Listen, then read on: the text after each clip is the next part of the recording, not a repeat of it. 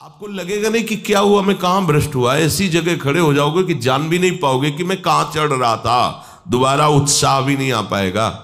अभी बच्चा ना तो लोक को जानता है, ना परलोक को जानता है, ना हित को जानता है, ना अहित को जानता है। अभी उसका ब्रह्मचर्य किसी काम लायक नहीं हुआ और वो उतर गया व्यभिचार में। क्या होगा उसका जीवन। अगर आप वाणी में संयम में रहते हैं ना, वो और भजन करते हैं और सत्य बोलते हैं, तो आप जो बोलेंगे वही होगा। श्रवणेंद्री से गंदी बातें सुने, वाणी से गंदी बातें बोले, रसेंद्री से गंदा भोजन करें और सोचे ब्रह्मचर्य रह जाएंगे, तो बिल्कुल नहीं, कदापि नहीं। ब्रह्मचर्य कोई खिलवाड़ नहीं है। अब जो इस मार्ग पर, अध्यात्म मार्ग पर, आनंद मार्ग पर चलना चाहते हैं, तो उनको एक इंद्रिय के संयम के लिए पांचों इंद्रियों पर संयम करना होगा, ज्ञान इंद्रियों पर। एक बात सुधारने के लिए, ब्रह्मचर्य का रक्षा तभी वो उपासक कर सकता है जब सर्वतोभावेन ब्रह्मचर्य होगा। एक जनेन्द्रीय के ही ब्रह्मचर्य की पुष्टता का जब आप लक्ष्य कर लोगे, तो उसकी पुष्टता के लिए आपको सर्वतोभावेन ब्रह्मचर्य धारण करना पड़ेगा। सर्वतोभावेन नेत्र का ब्रह्मचर्य। जो नेत्र किसी को भी देखकर भोग कामना कर लेते हैं, भोग बुद्धि से देखते हैं वस्तु को, व्यक्ति को, किसी को भी, ये नेत्र से व्यभिचार हो रहा है। इसीलिए सावधान रहना चाहिए। जैसे नाटक, सिनेमा आदि हैं, वहां तो जान रहे हो चित्र हैं, पर उनमें जो अभिनय करने वाले जन हैं वो तो संसारी जन ही है ना। उनका पहनावा, ओढ़ावा, हाव भाव, अंग प्रत्यंग, अगर आप भगवत भाव से युक्त है तो संपूर्ण सृष्टि में कहीं भी दृष्टि जाए अपने प्रभु की भावना होती है। पर वहां तक पहुंचने के लिए आपको ये त्यागना होगा ना। आप किसी का अनुकरण न करें, आप अपनी स्थिति को देखें। अगर आप किसी का अनुकरण करते हैं कि हमने उनको देखा है, वो टीवी देख रहे हैं, तो टीवी में क्या देख रहे हैं, कहाँ स्थिति है, हमें क्या पता। हमको जहां पहुंचना है उसके लिए हमारे लिए बाधक है, हमें नहीं देखना है। अगर आप माना कि कोई नाटक ही देख रहे हैं, कोई ऐसे सीरियल ही देख रहे हैं, पर उसमें अभिनय करने वाले तो संसारी भोगी पुरुष ही है ना। आप कोई त्यागी जितेंद्रीय महात्मा को थोड़ी देख रहे हैं। तो उस देखने में तन्मयता आती है। जिसको हम देखते हैं उस पर हम आसक्त होते हैं, तभी तो उसका सुख दुख अनुभव होता है। देखो, कोई ऐसी रोने वाली सीन आए तो रोना आ जाएगा, हंसने वाली आ जाए तो हंसना आ जाएगा।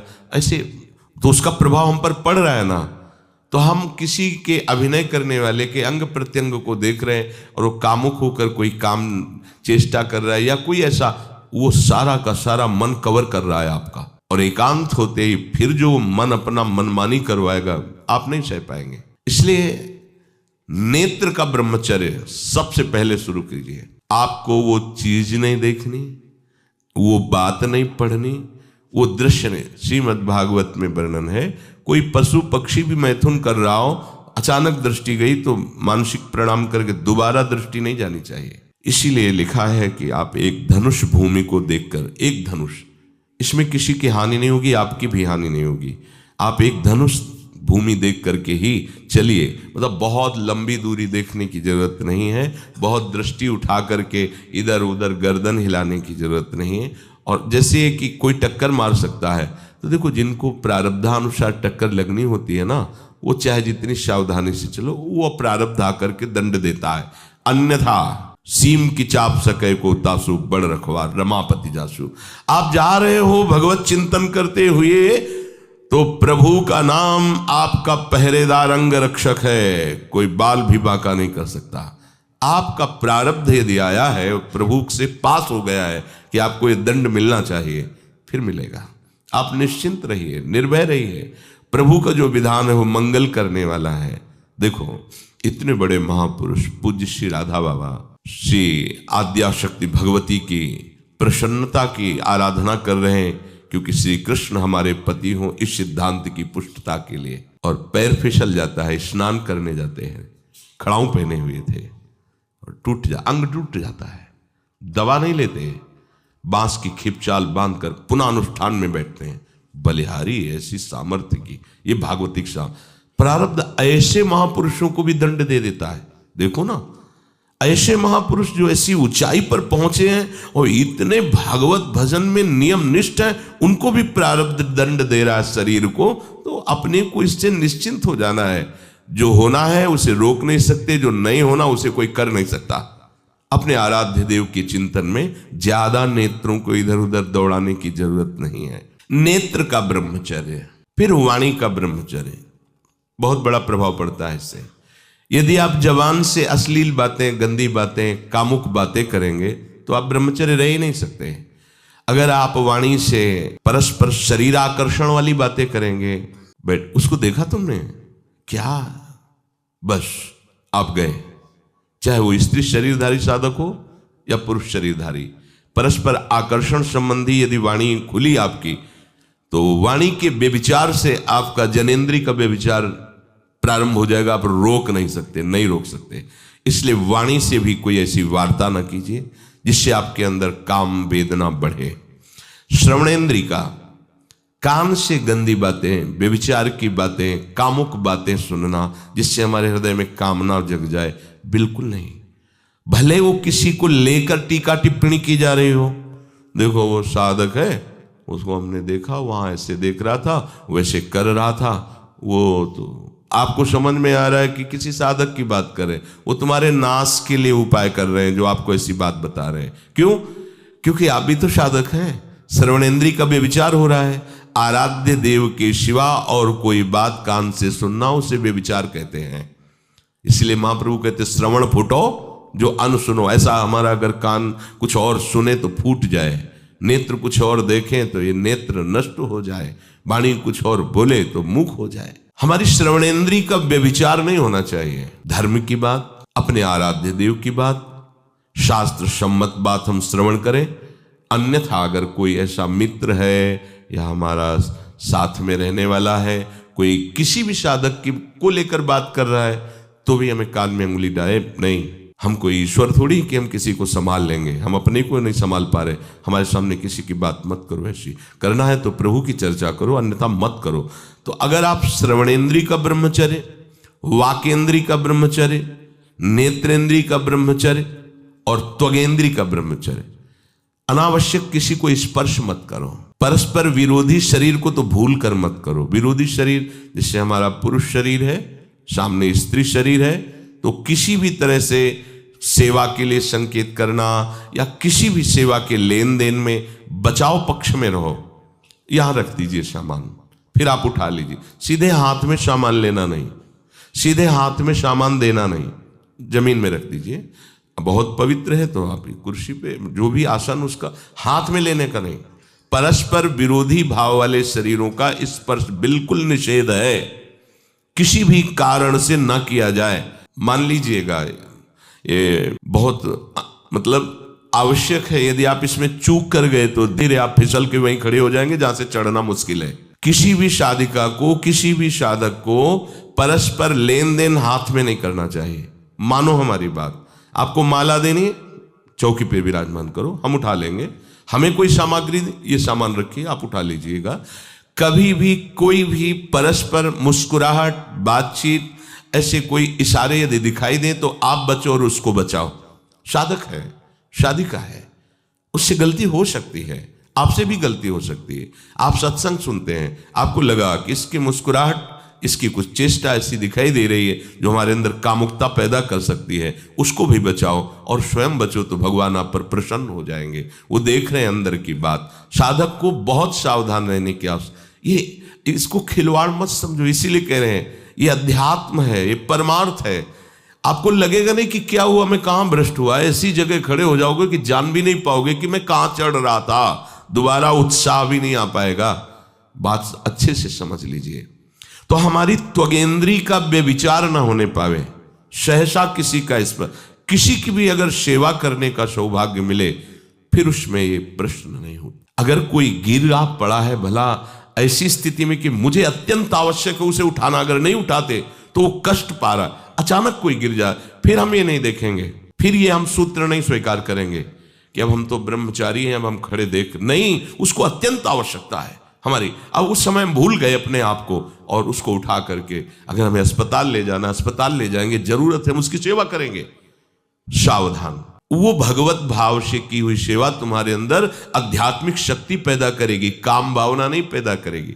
हमारी माँ बीमार हो और हमें उसे पता चला कि शौच कर दिया है, हमें शौचाना पड़े, हमें उसका मल धोना पड़े, तो क्या हमें काम जागृत हो जाएगा? क्या मेरी माँ है, हमारी बुद्धि कभी ऐसी नहीं होगी। आपका पिता है और आप लड़की हो, कोई दूसरा रह नहीं गया और वो बीमार है, आपको ऐसी क्या काम जागृत हो जाएगा क्या?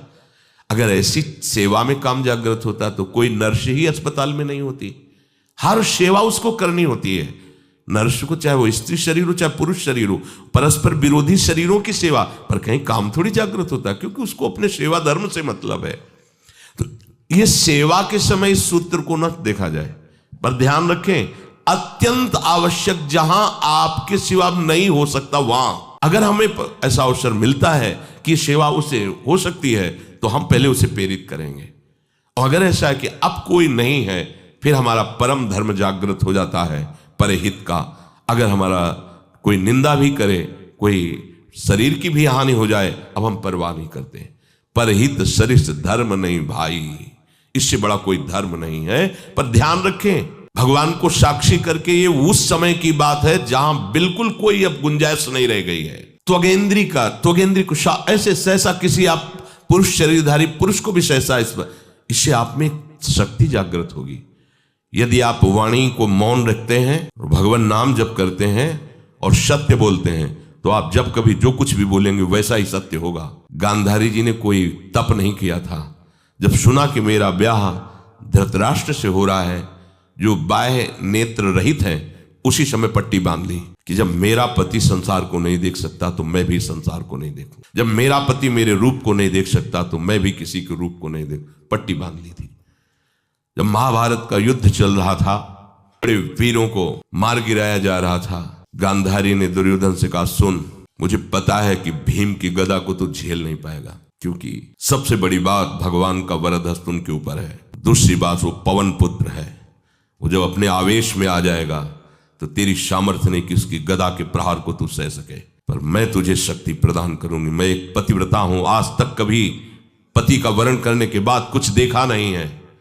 मैं अपने नेत्रों की पट्टी खोलूंगी, तू नग्न होकर मेरे सामने आ जाना। मेरी दृष्टि पड़ते ही वज्र का शरीर तेरा हो जाएगा, किसी के सामर्थ्य नहीं कि तेरे उस अंगों को तोड़ सके। भगवान सब कुछ जानने वाले हैं। भगवान भक्त पक्षपाती होते, भगवान का स्वभाव भक्त का पक्षपात लेना होता है। वो अपने महल से कॉरिडोर से जा रहा था, गांधारी जी भगवान आ गए चट से, तो तुरंत उसने हाथ ऐसे लगा लिया। मुझे शर्म आनी चाहिए यार, तो हस्तिनापुर के सम्राट पद पर अभिषिक्त होने के लिए तैयारी कर रहा है, नंगे घूम रहा है गली में। उसने कहा, गली में नहीं, माँ के सामने जा रहा है। अरे कोई बच्चा है, ऐसे जाया जाता है माँ के सामने? उसने कहा, माँ ने कहा है कि हम पट्टी खोलकर तुम्हें देख लेंगे तो तुम्हारा शरीर वज्र का। चलो माना, माँ की आज्ञा का पालन करो, थोड़ा इन अंगों को तो ढक लो, तुम तो बड़े हो, कोई बच्चे थोड़ी माँ के सामने ऐसे चले जाओगे, ढकना चाहिए तुम्हें। वापस कर दिया। वो यहाँ ऐसे पत्तों से ढका, वस्त्र नहीं पहना, माँ की आज्ञा ऐसे पत्ते से ऐसे कमर से ऐसे ढक लिया, पीछे आगे ऐसे। गांधारी जी ने पट्टी खोली और जे ही देखा पूरा शरीर वज्र का हो। तो ये क्या किया तूने, कमर में क्यों बांध लिया? मुझे शर्म लगती थी, कैसे आपके? बोले यहीं से मारा जाएगा, भीम की गदा का प्रहार तेरी इसी जंघा और कमर को तोड़ देगा, तेरी मृत्यु। मान गई, प्रभु के विधान के आगे किसी का बल काम नहीं करता। गांधारी, ये केवल आंख में पट्टी बांधने की सामर्थ्य थी कि मेरा पति यदि अंधा है तो मैं भी किसी रूप को नहीं देखूंगी। अगर आप वाणी में संयम में रहते हैं ना, वो और भजन करते हैं और सत्य बोलते हैं, तो आप जो बोलेंगे वही होगा। पर ऐसा कुछ अनर्थ वो बोलता ही नहीं, क्योंकि ऐसा संयमी जान जाता है कि इन सब का फल भगवत प्राप्ति है, किसी को कष्ट देना नहीं है। एक इंद्री का जब आप ब्रह्मचर्य संयम करोगे तब आपका वीर संयम होगा। ध्यान रखना, आप नेत्रेंद्री से गंदे चित्र देखें, श्रवणेंद्री से गंदी बातें सुने, वाणी से गंदी बातें बोलें, रसेंद्री से गंदा भोजन करें और सोचे ब्रह्मचर्य रह जाएंगे, तो बिल्कुल नहीं, कदापि नहीं। ब्रह्मचर्य कोई खिलवाड़ नहीं है। जो ये तो हुआ इंद्रियों का, फिर आता है अंतःकरण का ब्रह्मचर्य। हमारा मन काम की तरफ तभी जाता है जब उसको निज सुख नहीं मिलता। ध्यान रखना, सृष्टि में जितने भी दुर्गुण दुराचार होते हैं उनमें दो प्रधान होते हैं, एक काम भोग और एक धन, और सब छोटी मोटी बातें हैं। प्रायः जितने भी हिंसा होगी, जितनी भी भयानक घटनाएं होंगी, भयानक युद्ध होगा, उन दो में अंतर्गत ही होगा, दो के अंतर्गत ही होगा, या उसका कहीं ना कहीं काम से संबंध, स्त्री संबंध से या धन संबंध से है। चाहे जो भी घटना हो उसको देख लेना, प्रधानता दो में ही होगा, कंचन और कामिनी। कीर्तिवान तो कोई बिरले ही होते हैं, तो वो तो बहुत आगे की बातें हैं, पर प्रायः जितने भी युद्ध हैं, जितनी भी हिंसा है, जितना भी भयानक कुकृत्य है, इन दो में ही होता है। उपासक को ये बात समझनी चाहिए, मन को समझाना चाहिए, सच्ची मानी, मतलब वाणी में शब्द नहीं होता इन बातों को बताने का, यदि कहीं मन को समझाना चाहिए। देखो, अपने लोग उपासक हैं, हम जहां आसक्त हो रहे हैं उसमें हमारे मन का केवल भ्रम है। शरीर के द्वारों में कहीं सुख है, घृणित द्वारों में कहीं सुख है। अगर सुख होता तो इनके भोगने के बाद हृदय कह देता कि अब कछुनाथ न चाहिए मोरे, शांत हो जाता। फिर ऐसा क्यों होता है कि उसको एक जगह तृप्ति नहीं होती, क्योंकि वहां सुख है नहीं। फिर सोचता है शायद उसमें हो। पूरे के पूरे युग के युग व्यतीत हो गए, कल्प के कल्प व्यतीत हो गए भोगते हुए, क्या सुख मिला? क्या स्त्री शरीर सोचता है पुरुष शरीर में सुख है, पुरुष शरीर सोचता है स्त्री शरीर में सुख है, या आदि आदि। अगर सुख होता तो पूरे ब्रह्मांड में पशु पक्षी कीड़ा मकोड़ा सब मैथुन धर्म से युक्त है, ये सब सुखी हो जाते हैं ना। जो जितना भोगा सकते उतना ही दुखी, देख लो, अशांत, क्लिष्ट, परेशान और पापाचरण युक्त। ये क्या है? मन को समझाइए। वैरागी भगवत मार्ग का पथिक मन के द्वारा ऑपरेशन करता है हर वस्तु का। ये सब, इसको ऐसा ना समझे कि बड़ी गुप्त बातें हैं। गुप्त बातें हैं प्रिया प्रीतम के दिव्य चिदानंदमय रहस्य की, ये गुप्त बातें नहीं, इनको समझो खोल करके। यदि आप किसी भी तरह से हस्तमैथुन आदि के द्वारा, गंदे दृश्य देख करके, गंदी क्रियाओं के द्वारा आप अपना नाश करते रहेंगे, तो ना आप इस लोक में सुखी रहेंगे ना परलोक में। मान लीजिएगा, ये बातें न तो कही जाती हैं और न सुनी जाती हैं और न समझी जाती हैं। इसीलिए हमारा बहुत ही आगे की पीढ़ी जो सनातन धर्मावलंबी, जो भागवत, हर देश से महान भारत देश को क्यों कहा गया? ऐसा भी है कि अन्य देश स्वीकार किया जाता है कि वो हमसे धनी है, स्वीकार किया जाता है कि वैज्ञानिक तत्वों में भी वो हमसे आगे हैं, पर भारत को महान धर्मशाली देश कहा गया है। कोई भी किसी भी देश का धर्म गुरु हो हमारे देश में आएगा और हमारी ऋषियों के सूत्रों से ही अपने धर्म को पुष्ट करेगा। साप का मूल जड़ भारत धर्म का है। कहीं भी हो, कहीं भी देख लो, चाहे जिस देश का नाम लो, कहीं ना कहीं किसी भारत के ब्रह्म ऋषि की छाप लेकर के डोल रहा है। भारत भोग प्रधान देश नहीं है, भारत धर्म प्रधान देश है। यहाँ धर्म गुरुओं के द्वारा धर्म स्थापना करके चलाया जाता है। यहाँ आज जो हम समझ रहे हैं कि बाहरी परिपाटी हमारे भारत में आ जाए तो भारत आधुनिक और सर्वश्रेष्ठ देश माना जाएगा, कभी नहीं। भारत अपनी परिपाटी से चलता है, तब सब देशों के ऊपर राज्य करता है।